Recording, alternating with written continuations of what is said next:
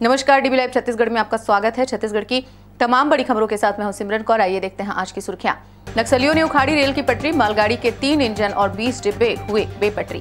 Awas Yojana PM के नाम पर है तो इसकी पूरी राशि दे केंद्र। सीएम भूपेश ने आवंटन रोके जाने पर किया कटाक्ष।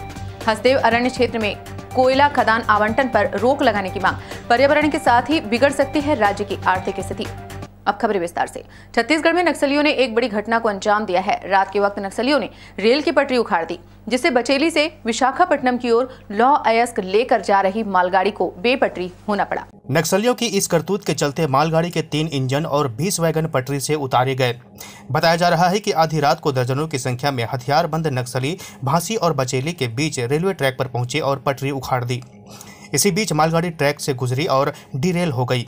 नक्सलियों ने घटना को अंजाम देने के बाद मुख्य इंजन में एक बैनर टांग दिया, जिसमें भारत बंद का आह्वान किया गया है। इस घटना की जिम्मेदारी भैरमगढ़ एरिया कमेटी ने ली है। रेल लाइन क्लियर करवाने के लिए रेल कर्मचारी और सुरक्षा बल घटनास्थल पर पहुंच गए हैं। मुख्यमंत्री भूपेश बघेल ने कहा है कि आवास योजना अगर प्रधानमंत्री के नाम पर बनी है तो इसकी पूरी राशि केंद्र सरकार को देनी चाहिए या फिर अनुदान का अनुपात केंद्र को बढ़ाना चाहिए। वहीं उसना चावल के मुद्दे पर उन्होंने कहा कि इस मसले पर छत्तीसगढ़ के साथ भेदभाव नहीं होने दिया जाएगा। मीडिया से चर्चा करते हुए मुख्यमंत्री भूपेश बघेल ने प्रधानमंत्री आवास योजना का आवंटन वापस लिए जाने के सवाल पर कहा कि केंद्र ने सेंट्रल एक्साइज का 21 से 22 हजार करोड़ रुपए रोक रखा है। वहीं कोयले की पेनाल्टी की राशि भी अभी तक सरकार को नहीं मिली है। दूसरी तरफ केंद्र सरकार आरोप लगा रही है कि हम अपना हिस्सा नहीं दे रहे हैं। भारत सरकार अभी तक के जो सेंट्रल एक्साइज का जो हमारा हिस्सा है वो अभी तक नहीं दिया। जीएसटी में लगातार कटौती कर रहे हैं। ये लगभग 21-22 हज़ार करोड़ रुपया हो जाता है। और साथ ही जो कोयला में जो पेनाल्टी लगा है रॉयल्टी का, वो राशि 4140 करोड़ का है। ये राशि हमको नहीं दे रहे हैं और एक तरफ केंद्र सरकार हमको दे नहीं रही है और दूसरी तरफ आरोप लगाती है कि हम पूरा नहीं कर रहे हैं। दूसरा, प्रधानमंत्री के नाम से योजना है तो 60-40 क्यों? तो 90-10 होना चाहिए, 100% होना चाहिए प्रधानमंत्री के नाम से। प्रधानमंत्री आवास योजना है, पहले तो इंदिरा आवास था, उसको नाम बदल दिए, प्रधानमंत्री आवास हो गया। उसमें भी अब 60-40 का रेशियो, तो पूरा देना। भूपेश बघेल ने उसना चावल के मुद्दे पर कहा कि हम बीते कई सालों से यहाँ के किसानों से उसना क्वालिटी का धान ले रहे हैं।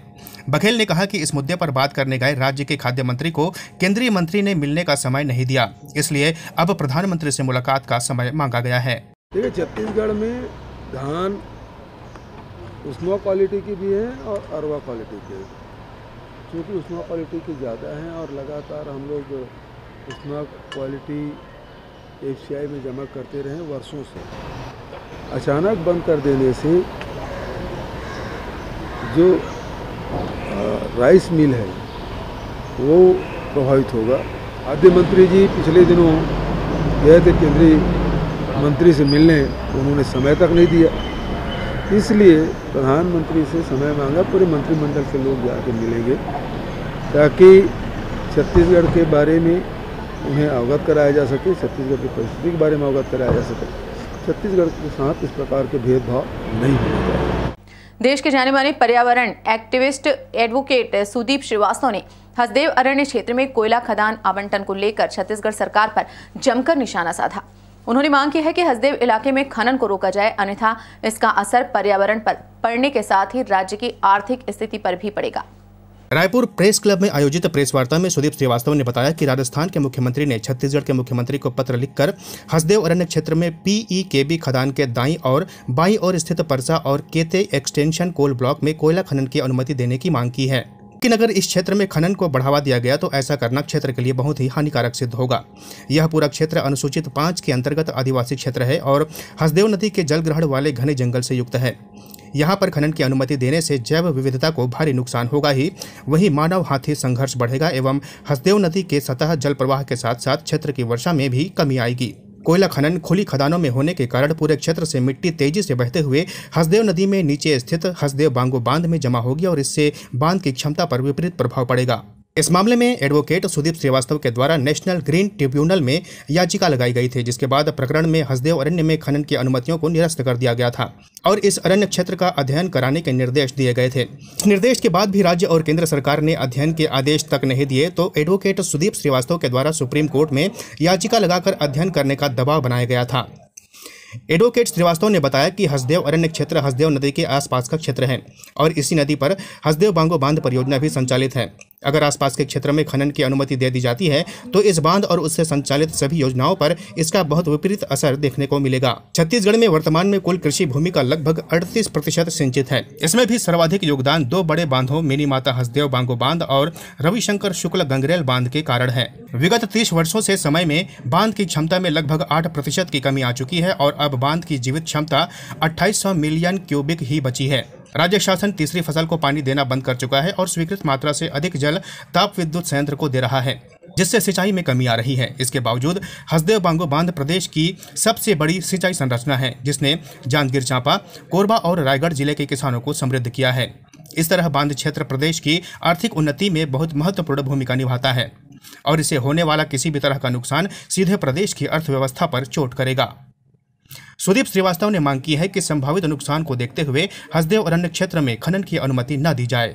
अगर इस इलाके में जहां पर ये खदान खुली हुई है राजस्थान अडानी की, इसको बढ़ाया गया तो धीरे धीरे ये बांध की क्षमता घटती जाएगी और जिस तरह से ICFRE ने अपनी सिफारिश की है कि 4 ब्लॉक अभी खोल लीजिए, 5 ब्लॉक को बाद में लेंगे और 14 ब्लॉक के लिए अध्ययन करा के निर्णय ले लेंगे, ये पूरा का पूरा इलाका खतरे में है।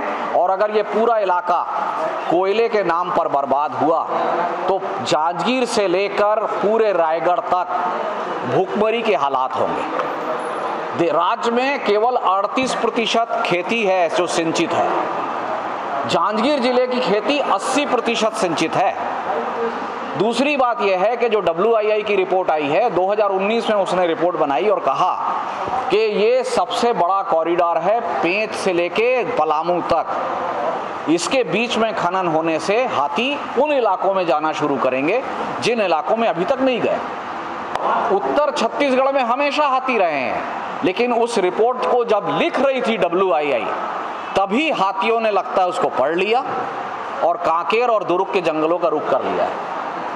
मैं तो ये कहता हूं कि एक दिन आएगा कि अरण्य भवन और महानदी भवन के सामने में हाथी खड़ा दिखेगा आपको और उस समय आपको समझ में आएगा कि इस इलाके के साथ छेड़छाड़ का मतलब क्या है। छत्तीसगढ़ प्रदेश में शुक्रवार को कोरोना के 10 नए संक्रमित बढ़ गए हैं। इसमें राजधानी रायपुर के 5 पॉजिटिव शामिल हैं।